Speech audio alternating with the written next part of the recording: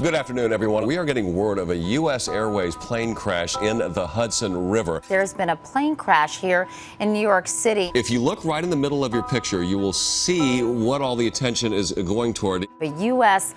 Airways jetliner that went down in the Hudson River. About commuter jet size, not a full size.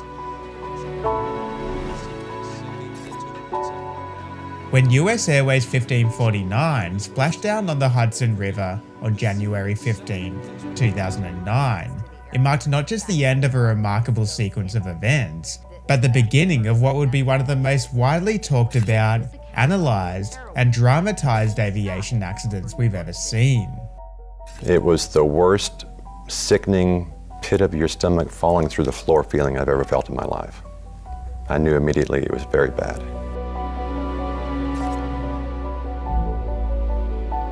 One of those dramatisations would be one of the most successful aviation movies we've ever seen, Sully, which followed the story of Captain Chesley Sully Sullenberger before and after the fateful day.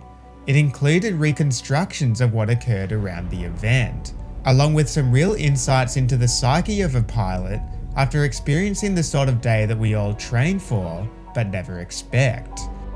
Sully, where are you? I'm standing here calling your name. What about the movie itself though? I want to find out just how accurate some of these scenes are. No one said you were going to lose both engines at a lower altitude than any jet in history. I'm armed with the official accident report, the Airbus A320 Quick Reference Handbook, and of course, all the usual tricks and treats of the Three Greens editor. This is Three Greens versus the movies, and this is Sully, the miracle of the Hudson. There were 155 people on that plane. You were one of them. Over 40 years in the air, but in the end I'm going to be judged on 208 seconds. I need a count, passengers and crew. Is anyone still here?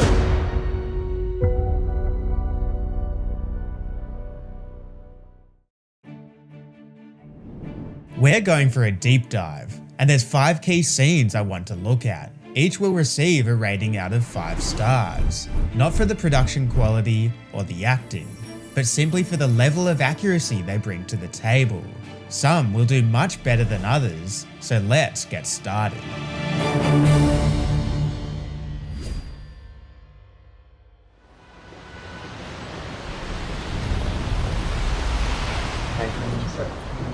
Okay, thank you everybody. Thank you. Thank you, Captain Sullenberger, for being here today. One of the opening scenes of the movie involves a panel interview. On one side is Captain Sullenberger, along with his first officer Jeff Skiles.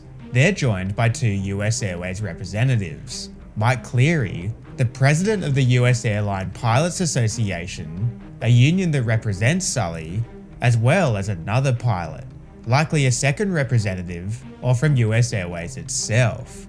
On the other side of the table are 5 characters, all from the National Transportation Safety Board.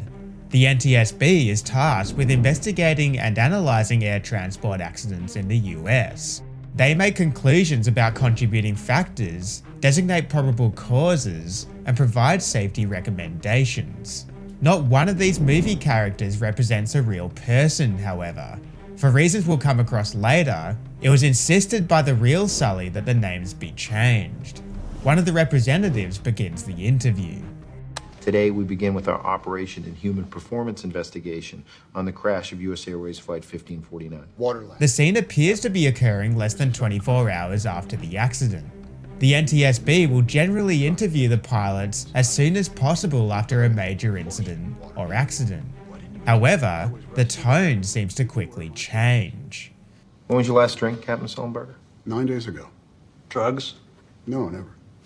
First Officer Skiles? Don't drink. Never have. Investigators need to know all the factors that could have contributed to a crash. So the first stage of any NTSB investigation is to establish the facts. As part of this, they'll determine the health status of the pilots, including their intake of any alcohol or drugs, as well as potential contributors like fatigue, stress, and other general health factors. These are all things that affect a pilot's performance and therefore need to be addressed in the investigation. However, the way the fact gathering is portrayed in this scene is far from how it would occur in real life. It seems like it's being run as a police interrogation rather than a routine interview. The tone further escalates as the scene continues 18 minutes into the movie. Frustrated, but our job is to investigate how a plane ended up in the Hudson River. On the Hudson River. The NTSB characters make mention of something else which is also a key part of the early investigation. The left engine was lost in the crash due to excessive damage on touchdown, but we can circle back to that later. This somewhat accurately paints a picture of the timeline of an investigation. The wreckage is one of the first pieces of evidence that investigators look at when examining a crash. Section 1.12 of the NTSB's accident report, which they would release 15 months later, details the wreckage and impact information of US 1549. It was clear that a severe bird strike had impacted the fuselage and wings, but the engines were damaged too.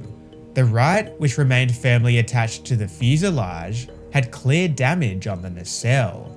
It was fractured and deformed in several locations. The left did indeed separate on touchdown, but was recovered shortly after. It too had signs of a large bird being ingested, with crushing on the forward combustor dome. Both engines' fan blades had significant bending, while it was the damage and stains around the engine spinners which most clearly pointed to this being more than a standard bird strike. You see, in modern turbine engines, most of the air ingested doesn't really go through the engine at all. It bypasses around the sides. A high bypass ratio generally means higher efficiency and lower fuel costs. The core of the engine is what provides the power, however. It ignites compressed air and fuel to turn the fan at the front, as well as the numerous compressors and turbines that keep the engine spinning.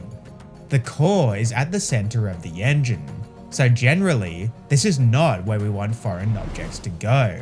Fortunately, the fan blades intrinsically protect the engine core by centrifugally slinging foreign objects outwards, towards the bypass ducts.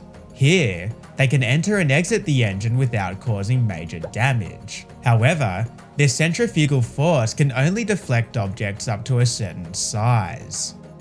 The blood and damage around the engine spinners on US 1549 suggest that whatever the birds were, they were big. The accident report suggested a mass of at least 8 pounds. They were ingested straight into the engine core. On the left engine, damage to the variable guide vanes suggests that airflow would have been subsequently blocked, while the air through the right would have been continuously stalled. All in all, the bird strike left both CFM International dual rotor turbofans crippled, and US Airways 1549 gliding without power. The interrogation scene ends by establishing more facts about the accident, much like the rest of Section 1 in the accident report. Engine loss due to bird strike. Your weight was 151,510 pounds. Wind and temperature north-northwest, 21 degrees. Speed and altitude 200 knots at 2,818 feet. Agreed? Correct. We were able to run all the algorithms concurrently. And the resulting? Again, this is nowhere close to how this information would be presented to the pilots. If you're interested in looking further into the facts on the day of the accident, but don't want to flick through the entire 213-page accident report, consider signing up as a 3 Greens AvGeek, where you can access my notes on every report for every video. Click on the join button at the bottom of your screen and follow the prompts to take a look. There was enough altitude and speed after the bird strike for a successful return to LaGuardia. Successful? The plane landed at LaGuardia, intact, undamaged. You got that from one computer simulation? No. From 20. The scene ends by talking about computer simulations of the dual engine failure, setting the premise for the movie and asserting that Sully could have landed at LaGuardia. We'll come back to this premise later. But after some brilliant passive-aggressive Hollywood writing and acting, For now, they remain confidential. We cannot afford a leak to the press. There's been far too much talk in the press already. it's time to give this scene a rating out of 5. Remember, this isn't based on the writing, the acting, or the passive aggressiveness. It's on how factual the scene was overall. The interrogation scene does accurately portray some of the facts, mimicking in a way Section 1 of the NTSB's accident report, but the tone is completely and utterly wrong. There's no way an interview like this ever occurred, and it's no wonder the NTSB are not represented by real characters. They're being set up as the villains of the movie, far from their role in real life, which is not about asserting blame, but determining contributing factors and probable causes, removing emotion altogether so that objective safety recommendations can be made.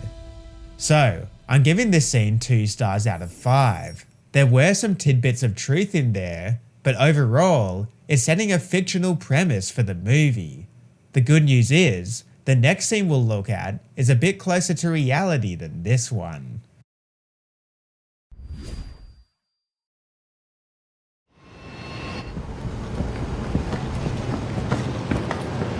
Good afternoon, Sheila.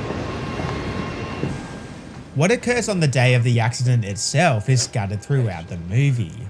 We'll pick it up as Sully and Skiles enter the cockpit for the first time.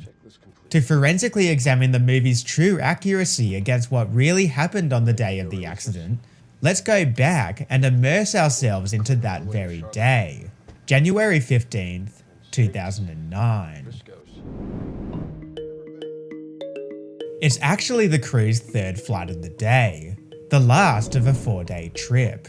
They've flown from Pittsburgh to Charlotte to LaGuardia.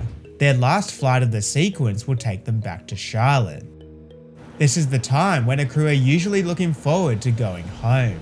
Both pilots would be familiar with each other after spending the 4 days together. The movie slightly strays from reality here, portraying them as meeting for the first time. I Googled you last night. Read all about your company on your website. It's impressive. Thanks. Captain Chesley Sully Sullenberger is 57 years old and has a total of 19,663 flight hours. 8,930 of those are as pilot in command, 4,765 on the Airbus A320. Hired by US Airways in 1980, he has the reputation of a good operator. The NTSB was told by a first officer who flew with Sully before the accident that he found him to be exceptionally intelligent, polite, and professional. First Officer Jim Skiles was hired by US Airways 6 years after Sully in 1986. He's 49 and has 15,643 hours. Just 37 of those are on the Airbus A320, as he's only just transferred to the new type, checked to line just a few days ago. But the Czech captain stated that Skiles was a very good pilot. Loading onto the plane is a total of 150 passengers. Weather-wise, it's a clear but cold winter's day. The cloud ceiling is 3,700 feet, with westerly winds at 8 knots. The temperature is -6 degrees Celsius, 21 degrees Fahrenheit. On the flight of US 1549, the 3 cabin crew also play a key role. They are all extremely experienced with US Airways, something which will be a vital asset for the event that occurs later. Exit and flotation devices. Your seat cushion serves as a flotation device. At 15:24 local time, air traffic control at LaGuardia clears US Airways flight 1549 for takeoff.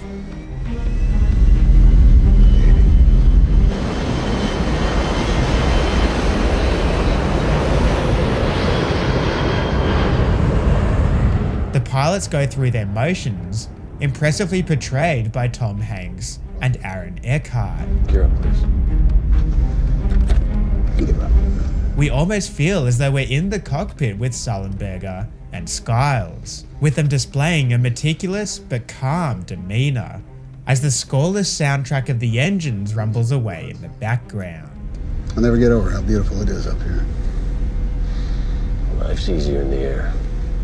Yes, it is. Birds. Hold up, we'll get to the accident sequence in a second, but first, let's rate the pre-flight and takeoff scenes out of 5 stars.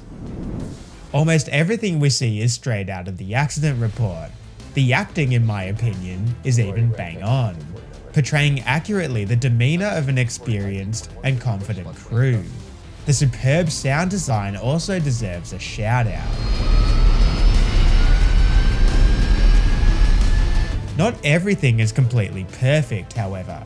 On the ground, the pilots would have been on a turnaround rather than meeting for the first time, while in the air, a couple of key radio calls are missed. Nitpicks, so still 4 out of 5 stars, one of the more accurate flying scenes I've seen in a movie.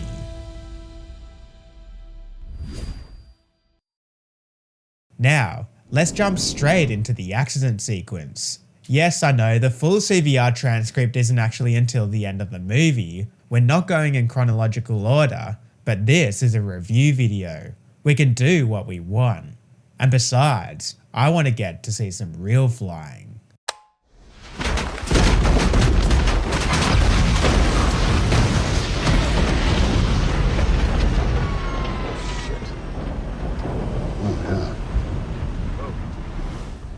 At 15:27 and 10 second local time, US Airways 1549 flies through a flock of Canadian geese, migratory birds with an average weight of 8 pounds. The number of Canadian geese in the US is actually increasing, creating hazards for aviation due to their large size, their flocking behaviour, and their attraction to grazing sites around airports.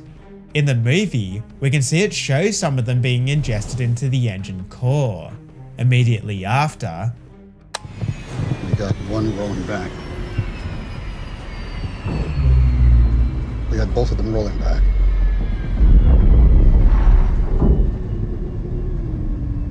Ignition start.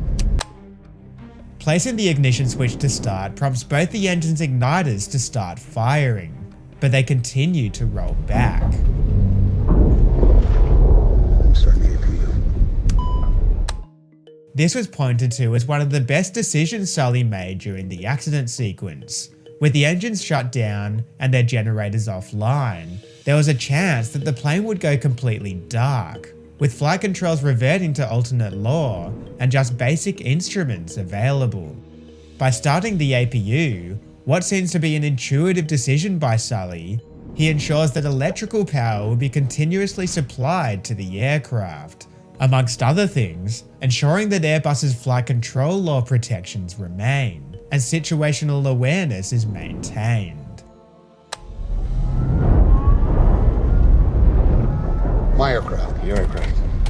Get at the QRH. Priority left. Lots of thrust on both engines. An important part of crew resource management, basically the textbook for an effective crew, is delegation. Recognizing he's in a time-critical situation, Sully delegates quickly and clearly. He takes the controls off Skiles and reprises his role on the radios, so he can call Skiles to commence the QRH checklist without distraction. As he does so, Skiles already has it in his hands. Mayday, mayday, mayday. This is Cactus 1549. Hit birds. We've lost thrust on both engines. We are turning back towards LaGuardia. The 320 is directed by air traffic control onto a heading of 220, and the first officer starts the QRH checklist. It would have looked something like this: a 3-part, 3-page checklist. It's not designed to be used at low altitudes. Airbus never considered it likely for both engines to be lost so close to the ground, but it's the only applicable checklist Skiles has. So he begins the actions. If you're remaining engine mode, select your ignition. Ignition? Ignition. Thrust levers, confirm idle. The QRH directs the pilots to attempt a restart, but they're not at the optimum speed, and the engines aren't going to start anyway. The damage done by the birds is too great. We are unable. We may end up in the Hudson. For the last 40 seconds, Sully has been flying the aircraft and working the radios, while silently working through his options. Air traffic control is working behind the scenes to give him some, but LaGuardia is too far away, 4.5 miles to runway 22, and it would involve flying over an extremely populated area, not a realistic choice for the captain. Teterboro is another option, but it's even further away, 9.5 miles to runway 24. There were simulations run on these options, but we'll get to them later. Yes, man, we did that. Cactus 1549, it's gonna be left traffic, runway 31. Unable. Okay, what do you need to land? Usually, a decision like this would be discussed between the crew, one of the fundamentals of good crew resource management. But with time such a limiting factor, and the FO busy running the QRH checklist, the captain makes it intuitively. They're landing on the Hudson. And at this point, air traffic control starts to become a distraction. I don't think we can make any runway. What about over to our right? Anything in New Jersey, maybe Teterboro? Okay, yeah, off your right side is Teterboro Airport.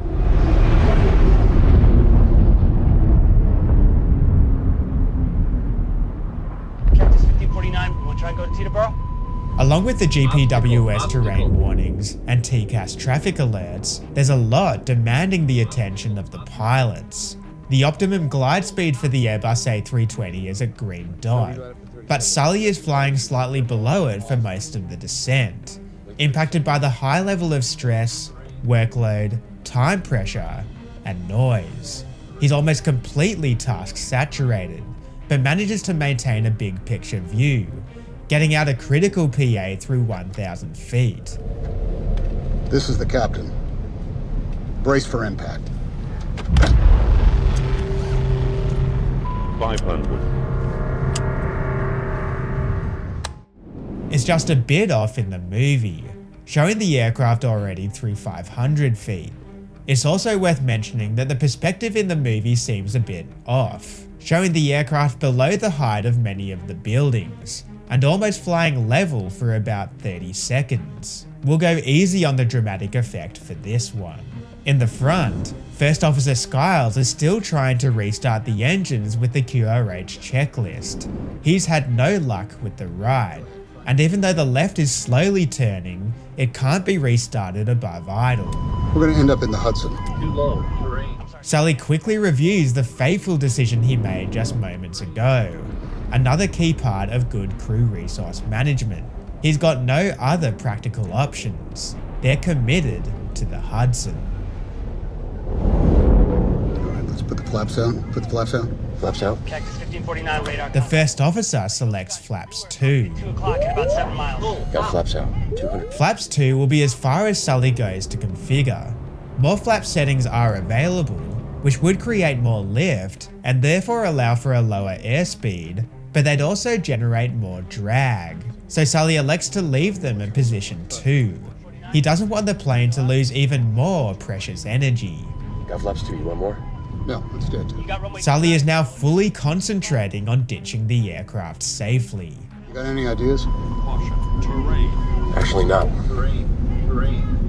He's still reviewing the situation though, all the way to the water, bringing his first officer back into the loop. The crew have done everything they can. We're going to brace.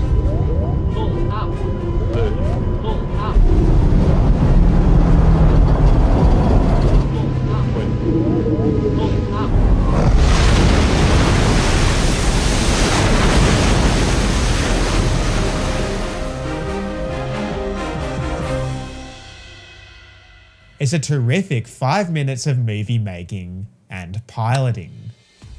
From the very first encounter with the birds, each word spoken by the pilots is 100% accurate to the NTSB's accident report. Their actions are almost all there too. What more can I say? 5 stars from me for the movie on this one. And for the pilots too. They were faced with a dire situation. Pilots don't even train regularly for dual engine failures in the simulator, but situational awareness was maintained throughout. Tasks were delegated, distractions were managed, and the appropriate decisions were made, with everyone on board surviving the impact.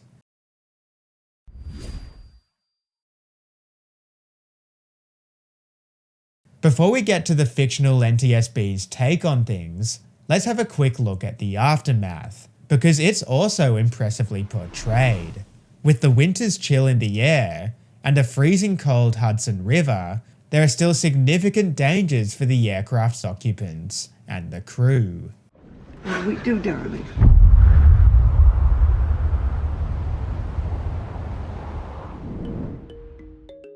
Three cabin crew members are on board. We'll call them Flight Attendant A, B, and C. Opening forward door. FAs A and C follow SOPs and successfully open door 1L and 1R immediately, with the slide on the left having to be manually inflated. The situation at the back of the plane couldn't be more different, however. It started to fill with ice-cold water. Flight attendants are trained to identify when an exit is blocked, and FAB, along with some passengers, command everyone to move forward, towards an alternate exit. Fortunately, the overwing exits are opened in a timely manner, but this creates another issue, a bottleneck forming mid-cabin. FAs A and C call some of the passengers forward, and before we know it, an orderly and timely evacuation has been executed. The captain and FO collect spare life jackets for the passengers they had seen exit the plane without them, before making one final inspection, ensuring that no one is left behind.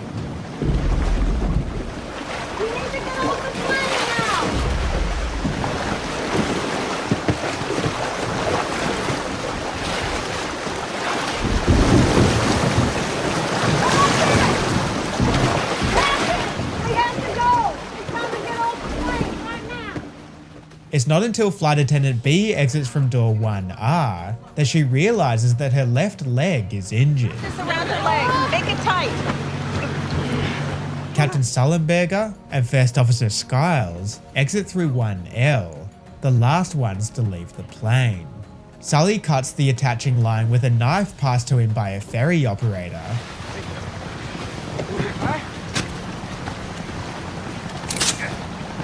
From here, everyone has safely exited the Airbus A320, which shortly before was gliding amongst the buildings of New York without power.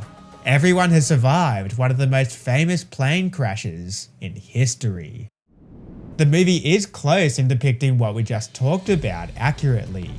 Yes, local ferry boats were the first on scene, using netting and rope ladders to assist the passengers on board, and yes, there would have been some panic among the passengers, but there was a bit of Hollywood seeping through. Flight attendants and the NTSB remarked just how calm everyone was. Some passengers fell into the water, but they were quickly pulled out by their fellow survivors. I can't find a single reference to a woman wading through the water, only to be rescued by helicopter. So I think this is another scene worthy of 4 out of 5 stars. What certainly can't be overrated though is the performance of the crew. In this case, the flight attendants, accurately following their emergency procedures, getting everyone off in a timely and orderly manner.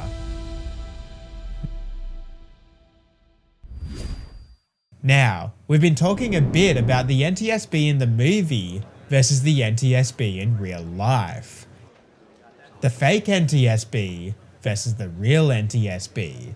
In our 5th and final scene, the penultimate scene of the movie, this is going to come to a head, as the premise of the movie moves center stage.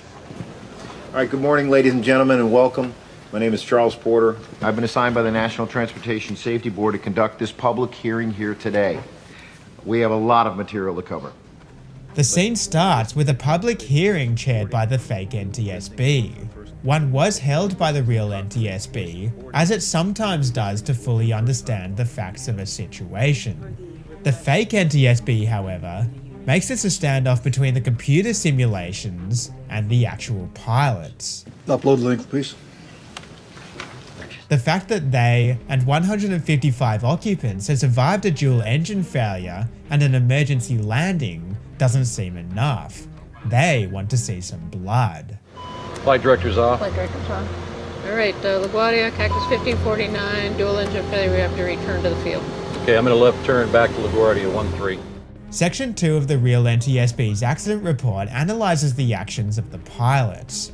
It did indeed use human pilots in a simulator to find that if the pilots had immediately commenced a drastic maneuver, turning all the way around towards LaGuardia or Teterboro, they theoretically could have made it. However, it explicitly states that this scenario did not reflect real-world considerations, like the time it took to recognize and decide on a response to the dual engine failure.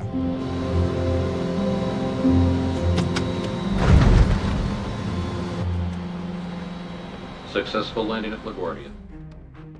The fake NTSB is a stark contrast, aggressively asserting that this was the only considerable course of action. The turning point comes as Sully brings up the human element in a moving, changing quote. Can we get serious now? Captain? We've all heard about the computer simulations, and now we are watching actual sims, but I can't quite believe you still have not taken into account the human factor. Human pilot. Despite the movie's need to generate a plot with the fake NTSB, ultimately allowing the penultimate scene to be a dramatic one, the real NTSB's accident report couldn't read more differently. It concludes that the captain's decision to land on the Hudson allowed the highest probability for the passengers and crew to survive. Further, in a dedicated section, it commends the pilots for their excellent crew resource management and professionalism, concluding that this too contributed to the successful outcome of the accident. I'm all for drama and fun in movies, but perhaps there could have been a better way to add some entertainment to this one. The real NTSB does good work, important work. Their safety recommendations are pivotal to the success and safety in modern day aviation. So as you'd expect, the last of our 5 scenes gets the lowest rating, just 1 out of 5 stars for its realism. So that's it, The Miracle on the Hudson, as depicted by Clint Eastwood. It has its ups and downs, but by Hollywood standards, I think it's actually pretty good. The flying scenes, what we care about the most, are solid, while every movie based on real life needs a plot line. It's just disappointing that this one had to taint, in my opinion, one of the most important contributors to aviation. But real life is never as interesting as the movies, so it's almost expected that some creative inspiration had to be made. Therefore, Sully, as a movie, I'd give it 4 stars overall. Could be better, but could be much, much worse. I hope you've enjoyed my take on Sully, The Miracle on the Hudson, but did you think I was too harsh, or did I let the movie get away with too much? Make sure you let me know in the comments. And while you're at it, if you want to read more on the accident report, consider signing up as a 3 Greens member. You'll have access to every main video early and be able to chat with me directly on the 3 Greens Discord. For now, thanks for watching this very first 3 Greens versus the movies, and I'll see you in the next one.